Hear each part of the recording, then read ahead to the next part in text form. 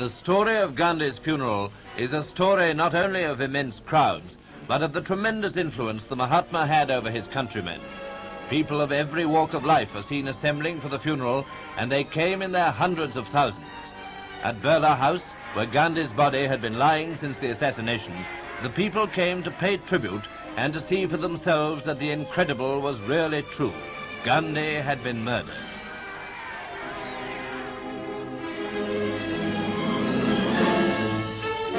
Grief was everywhere, for the whole land was in mourning. But here in New Delhi, the climax of sorrow was reached as Gandhi's mortal remains were borne out at the start of the funeral cortege.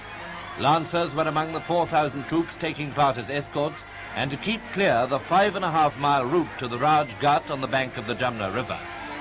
Following the bier and flanking the route were something over 1 million people, certainly an enormous crowd. Yet it was only a fraction of the many millions who followed him in his lifetime. On the bier were Pandit Nehru, Sardar Patel, Sardar Baldev Singh and Acharya Kripalani. Lord and Lady Mountbatten with their daughters came on foot with sorrowing Indian friends to add their tributes. They reached the Ghat before the cortege arrived, for the procession, surrounded and accompanied by so vast a throng, took hours to make the journey.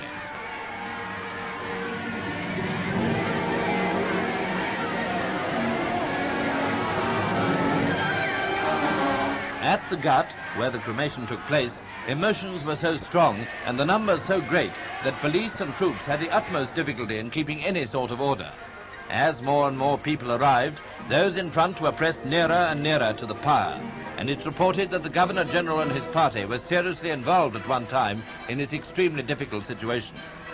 The cremation was carried out in accordance with custom and tradition, and however disturbing it may be that these scenes occurred, they are surely understandable.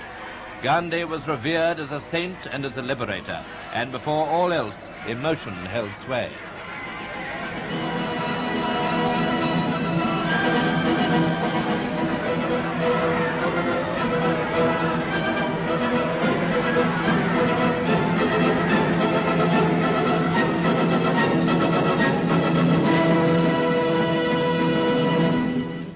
Afterwards, the scene gave place to one of simple mourning, as people came to pay their last personal tributes.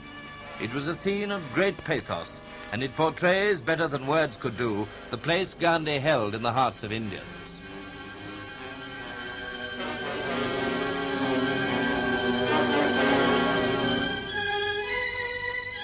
The final scene shows the collection of the ashes on the funeral pyre.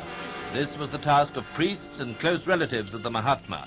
It was the prelude to the casting of the ashes into the Jamna, the Ganges, and other holy rivers of India. Gandhi had made his last journey, but for his countless followers, Gandhi was immortal.